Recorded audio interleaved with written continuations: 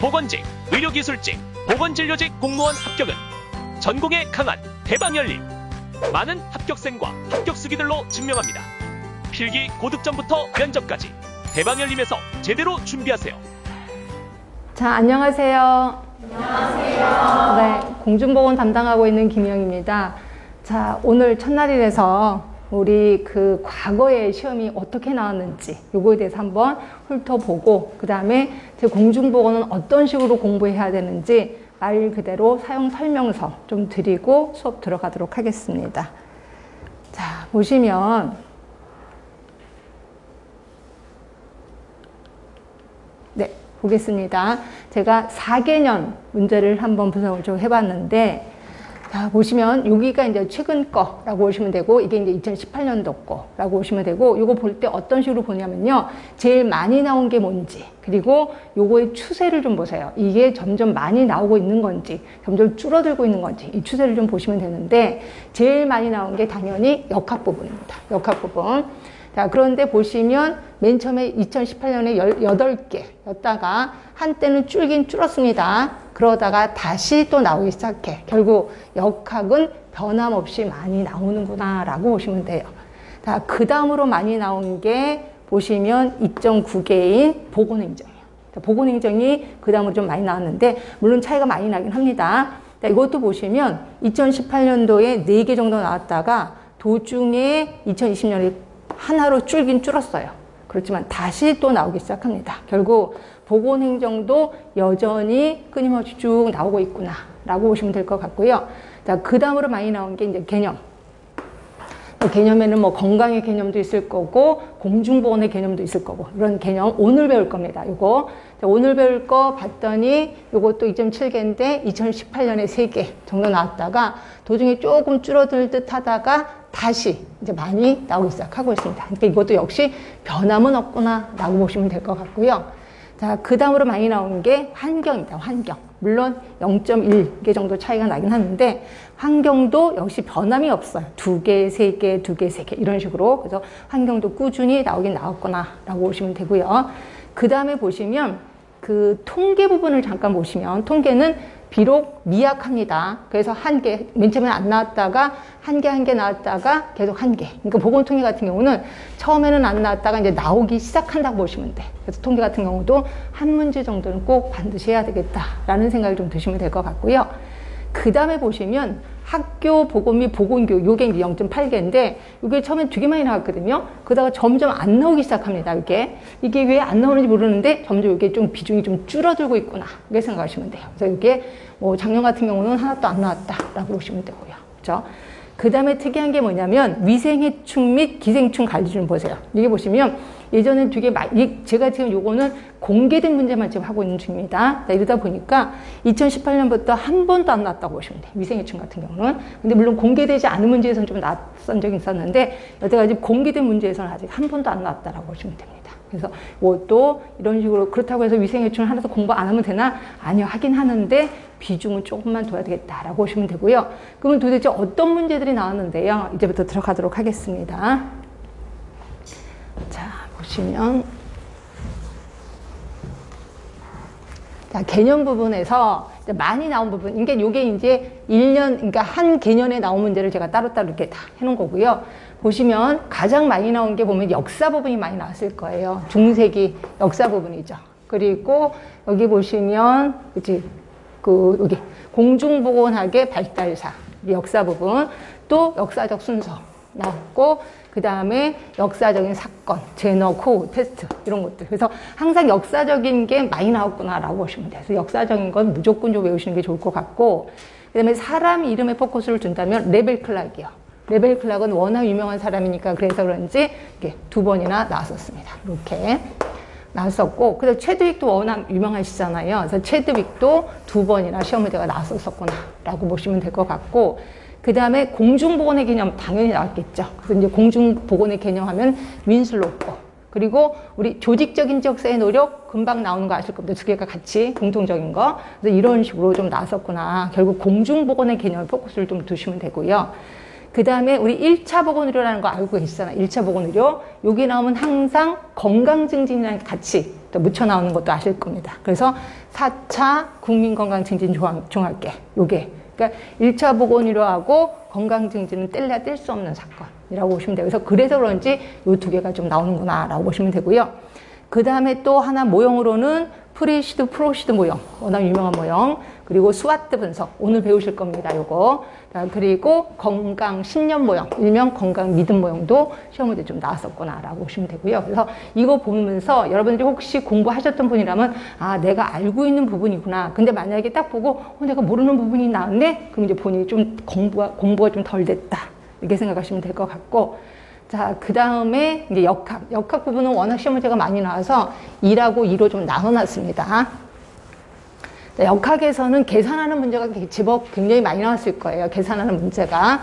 그래서 보시면 동력 구하는 거, 자, 2차 발병률 구하는 거, 이거 나왔고, 그 다음에 보시면 또 뭐가 나왔나? 여기서는 계산하는 게 지금 없나요? 뒤쪽에 가면 있으려나? 아, 교차비. 이것도 계산하는 거죠. 그래서 계산하는 거는 반드시 나옵니다. 계산하는 걸 좀 기억을 해두시면 되고, 그 다음에 역학에서는 대부분 역학 연구 방법이 좀 나올 거예요. 그래서 역학 연구 방법에는 단면 조사 연구, 여기 좀 나왔고, 그 다음에 보시면, 여기도 단면 조사 연구 또 나오네요. 단면 조사 연구가 제법 나왔었구나, 이렇게 보시면 될 것 같고, 그 다음으로 많이 나오는 게 면역이 좀 나올 겁니다. 그래서 면역 보시면 인공 능동 면역 있고, 후천적 면역 있고, 그 다음에 자연 수동 면역 있습니다. 그러니까 면역이 굉장히 좀 많이 나왔구나라고 보시면 되고요.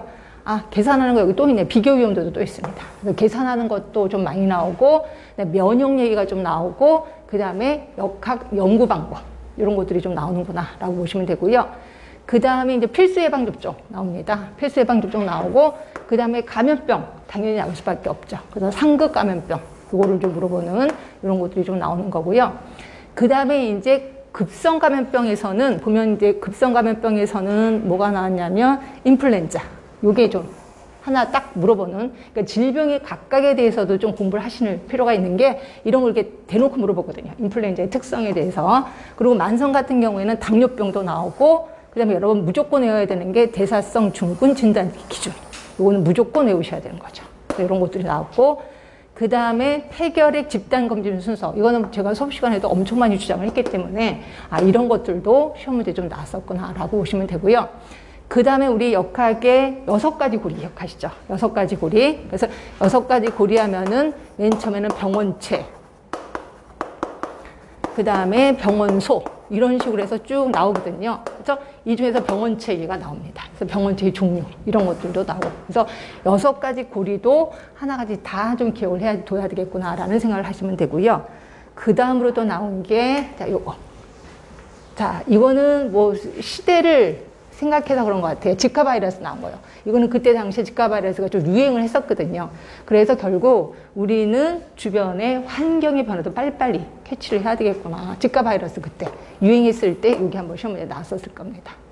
자, 여기서도 계산하는 거 잠깐만 볼게요. 신뢰도 계산하는 거, 그리고 비교 위험도 계산하는 거 나왔고, 양성 예측도 계산하는 거 나왔죠. 그리고 또 어디 있어?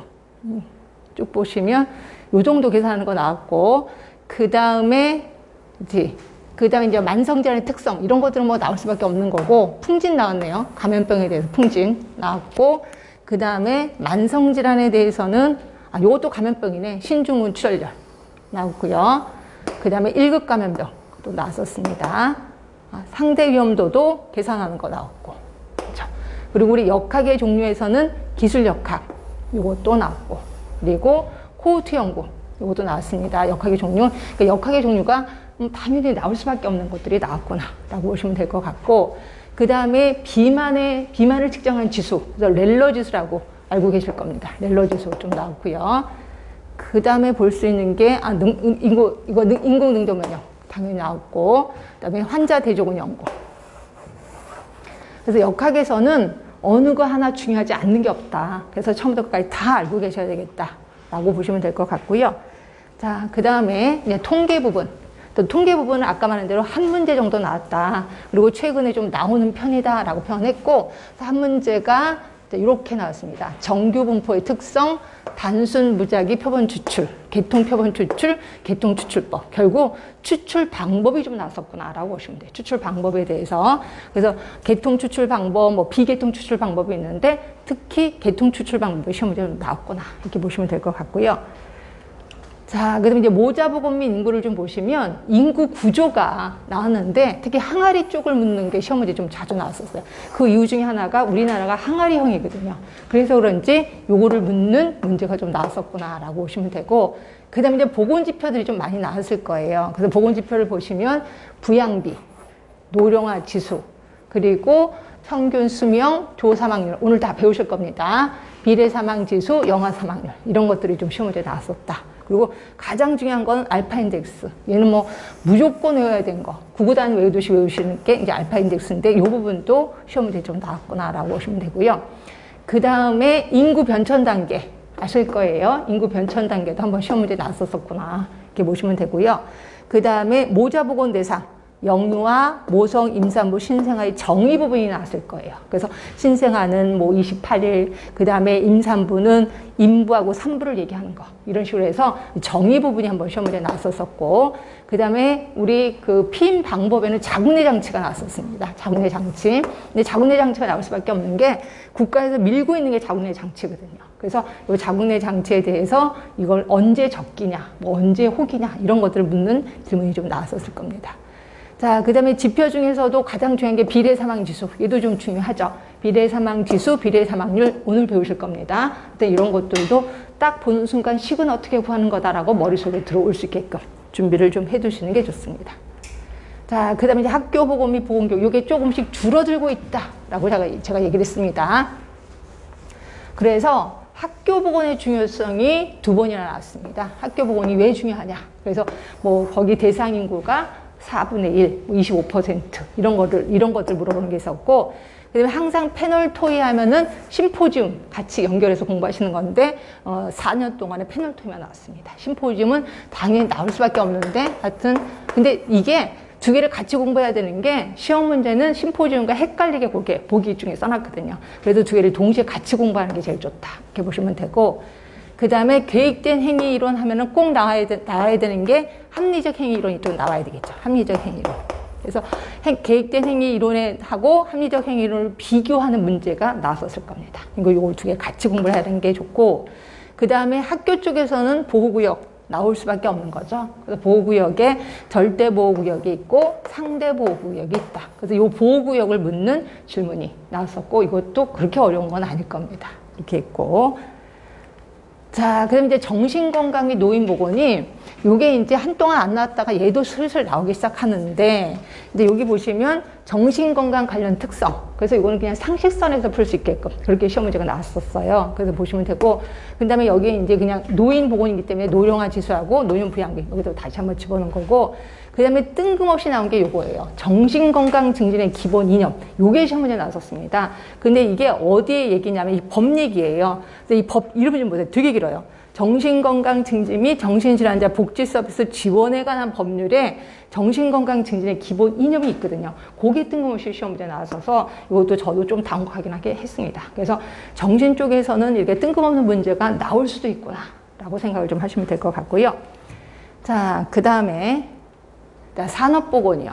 산업보건은 시험 문제 좀 나올 수밖에 없습니다. 그래서 산업보건에서는 대부분 산재 쪽이 좀 많이 나올 거예요. 그래서 산재, 산업재해, 그 다음에 또 산재 또 나왔죠. 또 산재가 좀 나오고, 그 다음으로 나오는 게 이제 산업재해 지표. 그래서 재해율, 강도율, 도수율. 여기도 재해율, 사망만인율, 도수율, 강도율. 그래서 요것들은 산업재해 지표는 기존의 것을 당연히 외우시고, 그 다음에 또 우리 접하지 않은 것들도 좀 몇 개 있을 거예요. 이런 것들도 틈나는 대로 우리 공부를 하셔야 돼.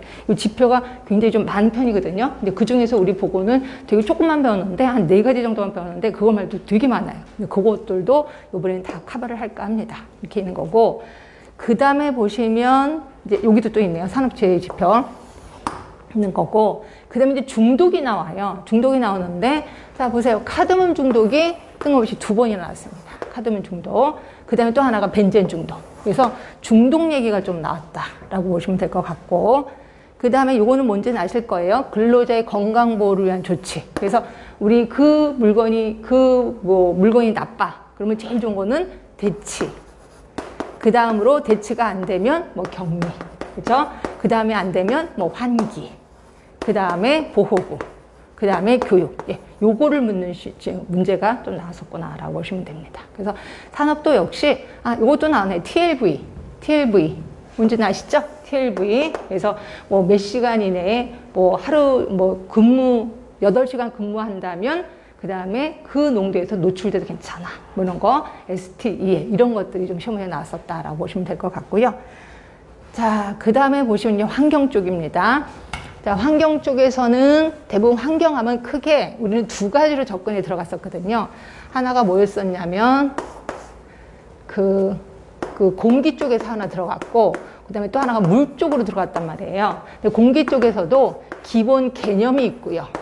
그리고 여기 이제 오염이 있을 거예요. 오염 중에서도 대기 오염이 있고 실내 오염이 있었거든요. 근데 이 대기 오염 지표, 실내 오염 지표 이런 것들이 시험 문제가 좀 나올 거고, 개념 같은 경우에는 온열 지수 이런 것들이 좀 나올 겁니다. 그래서 우리가 알고 있는 불쾌 지수라든지 이런 것들이 좀 나오는 거고, 물 같은 경우도 역시 개념이 있고요. 오염이 있거든요. 근데 물은 대부분 개념 쪽이 좀 많이 나와요. 개념. 그래서 보시면 개념에서는 상수 처리, 하수 처리 이런 것들이 나오는 거고, 그 다음에 수질 검사 기준, 이런 것들이 좀 시험에 나오는데 이게 나왔을 겁니다. 자, 보시면, 자, 일단 공기 쪽으로 가시면 온열 요소 나왔죠. 그죠? 그리고 4대 온열 요소 똑같이 나온 거고요. 그다음 기온 역전 나올 수밖에 없습니다. 공기 쪽으로는. 자, 그 다음에 대기 환경 기준. 얘는 외울 게 너무 많은데, 요거를 그래도 외우자. 외울 게 너무 많지만 외우자라고 제가 표현을 했었을 겁니다. 그거 있고, 그 다음에 스모그. 항상 역전이 나오면 스모그가 나오는데, 스모그 중에서도 런던 스모그. 또 하나, LA형 스모그. 두 개 좀 비교를 좀 하시면 되는 거고, 그 다음에 대기 환경 기준 또 나왔잖아요. 그죠? 그래서 대기 환경 기준은 외울 건 많지만 그래도 외워야 된다. 라고 보시면 될 것 같고, 그 다음에 밑에 가시면 지구 온난화 원인, 온실가스, CO2. 그래서 지구 온난화에 대해서는 시험 문제에 나올 수밖에 없습니다. 지금 현재 현상이 그러니까. 그럼 이제 물 쪽으로 가시면 이제 수질 오염. 이거는 이제 정의 부분을 묻는 문제가 나왔을 거고요. 그 다음, 이거는 대기 오염. 아까 대기 오염. 요게 이제 대기 환경 기준이랑 똑같은 거니까. 그리고 물 쪽으로 가면 염소 소독 나오고, 수질 검사 기준. 이것도 외울 거 꽤나 많아요. 그래도 외우셔야 돼. 왜냐면 나올 게 뻔하니까. 그죠? 자, 그리고 하수 처리 과정.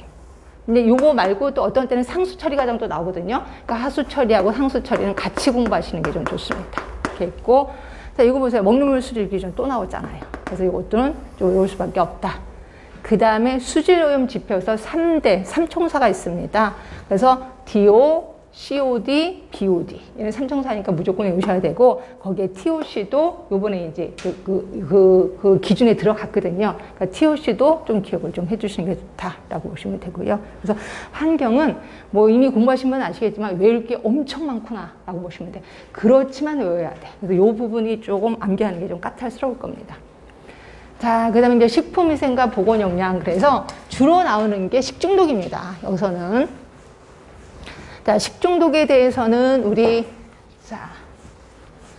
식중독에서는 세균에 의한 식중독이 있고, 그다음에 바이러스에 의한 식중독이 있고, 그다음에 또 하나가 자연 독에 의한 식중독이 있고, 그다음에 화학적 식중독이 있는데, 대부분 이쪽 부분이 시험 문제가 좀 나왔을 거예요. 그래서 전체적인 식중독, 여기 안에는 이제 세균성 식중독 모든 게 다 들어간 그런 게 시험 문제가 나왔었고, 그다음에 세균성 식중독 중에서도 독소용 식중독을 좀 묻는 질문이 있었고, 바이러스, 그다음에 포도상구균, 이게 이제 세균성 식중독이죠. 그리고 세균성 식중독과 경구 감염병과의 차이, 계속 식중독 얘기가 나왔었습니다. 그리고 살모넬라 식중독, 자연 독에 의한 식중독, 이렇게 좀 나왔었고요.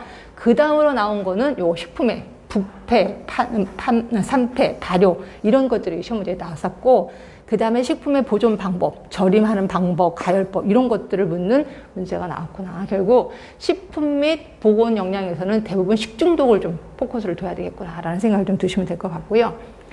자, 그다음 이제 보건행정입니다. 보건행정. 자, 보건행정에서는 대부분 그게 나왔더라고요. 사회보험 얘기가 좀 많이 나왔습니다. 사회보험. 그래서 4대 사회보험, 지금 이제 5대이긴 하는데 4대 사회보험, 그래서 국민건강보험 요거 좀 나왔고, 그 다음에 쭉 보시면 그거 좀 나왔고요. 그 다음에 주로 나왔던 게 적정보험의료 서비스 요건, 메이어요. 메이어의 적정보험의료 서비스가 어디 또 있냐면, 보험의료 서비스의 특성, 요것도 들어가고, 그 다음에 NHS, NHI, 요것도 나왔고요. 그 다음에 지불보상제도 중에서, 우리, 어디 있어요? 지불보상제도 중에서 행위벌수까지. 이건 우리나라 거기 때문에 시험 문제 좀 자주 나옵니다. 그리고 인두제.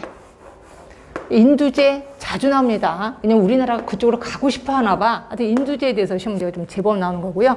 그래서 행위별수까지 아니면 인두제. 이런 것들이 좀 시험 문제에 좀 많이 나오는 거고. 그 다음으로 나오는 게 아까 말한 메이어의 적정보건의료 서비스 나오고, 또 하나 보건의료 서비스의 사회경제 특성. 얘네들은 뭐 같이 항상 공부를 좀 하셔야 되니까 이런 것들이 나오는 거고, 그 다음으로 나오는 게 의료비가 좀 나올 겁니다. 의료비가 계속해서 올라가니까 국민의료비에 대해서 시험 문제가 좀 자주 나올 겁니다. 그래서 의료비 나올 거고, 그 다음에 나오는 게 이제 보건소 얘기가 나오겠죠. 보건소 얘기가 나올 수밖에 없습니다. 그래서 보건소 기능, 그 다음에 우리나라 보건의료 체계 개념과 구성 요소 이런 것들이 나오는 거고, 그 다음에 보건소 나오다 못해 보건소 가정방문 우선순위 이것도 한번 시험 문제 나온 적이 있었습니다. 그래서 누구를 먼저 방문을 해야 되느냐 이런 것들도 시험 문제 좀 나온 적이 있었었고요. 그리고 여기 대놓고 나온 거 보건진료소, 보건소, 보건의료 그래서 요게 이제 지역보건법에 나와 있는 건데 그 법 자체가 그냥 시험 문제 그냥 나왔었다라고 보시면 됩니다. 그래서 이런 것들도 기억을 해두시고, 그래서 요거를 보는 순간 이게 보건행정 문제야, 공중보건 문제야 헷갈릴 정도로 이렇게 시험 문제가 나왔었다라고 보시면 되고, 그 다음에 조금 힘들었던 게 뭐냐면 보건복지부 소관 기금이요. 그래서 보건복지부 조직도도 나오고 기금 얘기도 나와서 요게 여러분들이 조금 접하지 않은, 그러니까 약간 시간적 투자를 안 한 부분이 요쪽 부분이었는데 요쪽 부분이 좀 시험 문제가 좀 나왔었다라고 보시면 됩니다. 네. 이런 식으로, 그러니까 이것도 아까 말한 대로 이거랑 똑같은 거야. 그러니까 나왔던 문제들이 좀 자주 나왔고 그 다음에 안 나왔던 것들도 좀 나왔구나라고 보시면 될 것 같아요. 자, 그러면 이제 우리 이제 어떻게 커리큘럼을 짜느냐 또 일정을 좀 말씀드리겠습니다. 자, 우리 9월부터 11월까지 3개월 동안 기본 이론 들어갈 겁니다. 기본 이론도 어떤 식으로 갈 건지 제가 좀 이따 얘기를 해드릴 거고요. 그 다음에 이거 이제 3개월씩 순환되는 건 아실 거고, 그 다음에 이제 우리가 기출문제 분석이 1월달부터 2월달, 그래서 8주 동안 이어질 겁니다. 그래서 기출문제하고 단원별 문제를 같이 8주 동안 할 거고요. 그 다음에 3월달에 4주 동안의 실전 모의고사 이거 들어가겠습니다. 그리고 4월에서 5월까지는 이제 동영 모의고사, 그러니까 매번 하는 건 아니고 이때 이제 동영 모의고사를 어떻게 할지는 이제 나중에 추후에 다시 얘기를 해드릴 거고요. 이렇게 해서 동영 모의고사도 하고 이때 이제 스타디도 하고, 여러분들의 실력이 그 정도 많이 늘어났을 거니까 이때는 여러분들이 저한테 질문도 하고 제가 거꾸로 질문도 하고 이런 식으로 좀 많이 활용을 하도록 하겠습니다. 자, 그러면 이제 제 수업은 어떤 식으로 할 거냐면, 제가 맨 처음부터 책을 이제 줄 치고 이러진 않을 거고, 제가 맨 처음에는 요번에 조금 배울 거를 한 번쯤 쭉 쓰겠습니다. 다 쓰는데, 이때 솔직히 제 강의를 처음 듣는 사람들도 있지만 많이 듣는 사람들도 꽤나 많아요. 그러니까 이 사람들은 매번 들었던 수업을 또 책 보고 또 줄 쳐? 이럴까봐 처음에는 칠판에 제가 쓰겠습니다. 그럼 이러면 여러분들은 많이 들었던 분들은 머릿속에 계속 떠오르고 이걸 얘기를 해야 돼. 이거는 이거예요 라고 좀 얘기를 해서 제가 한번 전체적으로 칠판에 써드릴 겁니다. 이게 이제 숫보기야. 전체적인 프레임 알기. 그래서 할 거고, 그러고 나서 이제 칠판이 글씨가 끝나고 나면 그때서는 이제 책에다 줄을 칠 겁니다. 그러면 내가 칠판에 이거 쓸 때 처음 보시면 어떻게? 그냥 보시면 돼. 우리가 앞으로 배울 게 저런 거구나 라고 감을 잡으시면 돼. 물론 그 중에 외우실 거 있으시면 외우시면 좋은데 외우기가 힘들어. 그러면 이렇게 전체적인 프레임만 그냥 보세요. 그리고 나서 그 다음에 나무 보기는 제가 책을 보고 줄을 치겠습니다. 그죠? 그러니까 제가 칠판에 썼던 거를 그 다음에 줄을 치는 거야. 이제 나무 보기. 그때는 구체적인 내용을 보게 되는 거죠. 자, 그리고 나서 제가 이제 60분 하고 10분 쉬고 60분 하고 10분 쉬고 이럴 겁니다. 그리고 마지막에 이제 수업이 다 끝났어. 그럼 이제 책을 다 덮고 오늘 하루 종일 배웠던 거를 제가 다시 한번 물어볼 겁니다. 그럼 여러분들은 책을 덮고 어떻게 해서든지 머릿속에 떠오르게끔 노력을 해야 돼. 그래서 리마인더, 배운 것을 상기시키기 하시면 되고요. 그리고 나면 이제 다음 주에 여러분들이 오시면 쪽지 시험이라는 게 기다리고 있을 거예요. 이거는 오늘 배웠던 거를 쪽지 시험 20문제 정도를 볼 겁니다. 그래서 이 쪽지 시험을 보면서 나의 약점을 알게 돼요. 아, 내가 이런 걸 몰랐구나. 왜냐면 이 쪽지 시험 그렇게 어려운 건 아니고 쉬운 거거든요. 근데 은근히 쉬운 거를 모르는 걸 본인이 스스로 알게 돼요. 그래서 나의 약점을 알게 되는 거고, 이때 문제 풀을 때 책복 풀지 말고 내가 알고 있는 거 갖고 그냥 푸셔야 돼. 그래서 약점을 좀 커버를 하고, 그 다음에 이렇게 해서 이제 수업이 다 끝났어. 그래서 이제 3개월이 다 끝났어. 그리고 나면 이제 애프터 서비스 들어가는데, 제가 30회 메일링 서비스를 할 겁니다. 그래서 한 번에 보내는데 10문제씩. 그래서, 그러니까 내가 10문제씩 해서 일주일에 한 번씩 보낼 겁니다. 일주일에 한 번씩. 그래서 제가 일요일 날 아침에 제가 보낼 겁니다. 그렇게 해서 보면 이것도 역시 쉬운 문제예요. 근데 쉬운 문제인데 이거에 대한 정답은 제가 따로 적어놨지는 않아요. 그러니까 여러분들이 정답을 저한테 보내시면 제가 맞았다 틀렸다는 말만 합니다. 그 여러분들은 이게 틀렸어? 그럼 그 다음 정답을 또 제시해야 되겠죠. 그리고 사지선다니까 3번 동안 계속 틀리면 나머지 하나가 정답이겠죠. 이런 식으로 해서 본인 스스로 알게끔 하는. 그래서 이 메일링이 굉장히 도움이 좀 많이 된다라고 보시면 돼. 그래서 애프터 서비스로 제가 30회니까 꽤나 깁니다. 그렇게 사시면 되는 거고요. 그 다음에 이제 실력을 유지하기 위해서 제가 이제 2가지를 했는데, 하나가 이제 가로놓기하고 또 하나 QR코드. 이걸 이용하는 건데, 자, 가로놓기는 어디 있냐면 우리 책에 잠깐만 보시면 82쪽에 있어요.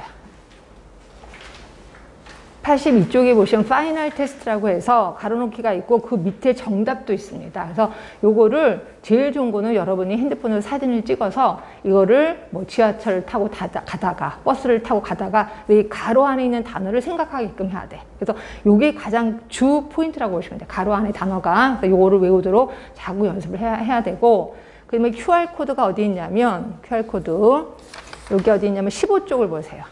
15쪽에 보시면 거기에 건강개념 모델이라고 해서 옆에 바로 QR코드가 있을 겁니다. 그래서 QR코드를 핸드폰으로 사진을 찍으면 이게 이제 유튜브로 들어옵니다. 그래서 유튜브에서 제가 간단하게 설명을 해요. 그러니까 이거를 어떤 분은 그러더라고요. 집에서 밥 먹으면서 유튜브 틀어놓으면 계속 귀에서 들어온다라고 표현하고 있고, 그래서 이걸 좀 활용하면 그냥 좀 쉬고 싶을 때 이거 하면 안 되나? 스트레스 받아야 되나? 근데 하여튼 쉬고 싶을 때 이런 걸 하면, 또는 잠자기 전에 이걸 하면 계속해서 머릿속에 좀 떠오른다라고 표현하더라고요. 그러니까 이런 식으로 해서 실력을 좀 유지하시면 될 것 같아요. 그래서 제가 계속해서 여러분들한테 외워라 뭐 이렇게 하는 게 아니라 외우는 방법도 가르쳐 드리고 외우는지 안 외우는지 수시로 확인도 할 겁니다. 그런 식으로 해서 수업이 끝났을 때, 모든 수업이 끝났을 때 머릿속에 자동적으로 떠오를 수 있게끔. 그래서 이거를 우리는 암기의 생활화라고 표현하고 있습니다. 하여튼 이런 거를 좀 주장하고 있습니다. 자, 그리고 만약에 하다가 잘 모르는 게 있어. 그럼 어떻게 하느냐? 진동 카페 있습니다. 여기에 들어가시면 김영의 전공 해결이라는 데가 있는데, 여기 와서 질문을 하시면 제가 여기에 알람 울리게끔 해놨거든요. 그러니까 여러분들이 새벽에 만약에 질문해도 제가 띵동하고 울려요. 그럼 바로 거기서 답변을 드리도록 하겠습니다. 그래서 혹시라도 제가 답변을 못 드리면 제가 뭐 책을 찾는다거나 다른 것 때문에, 그러니까 그거에 대해서 좀 더 깊게 공부하기, 좀 찾아보기 위해서 답변이 좀 늦어지는 것 뿐이고, 그 다음에 웬만하면 제가 알고 있는 거 바로 그 자리에서 답변을 드리도록 하겠습니다. 그러니까 이런 식으로 제 수업이 이루어질 거고, 그래서 저를 믿고 오셨기 때문에 제가 어떻게 해서든지 마지막 한 분까지 합격할 수 있게끔 열심히 노력하도록 하겠습니다. 네, 그럼 지금부터 수업 들어가도록 하겠습니다. 잠깐만 요거 좀 끊고요. 이걸 꺼야 되는데 저걸 키가 되시나요? 저걸 누르면 되는데 이거 계속 켜져 있으면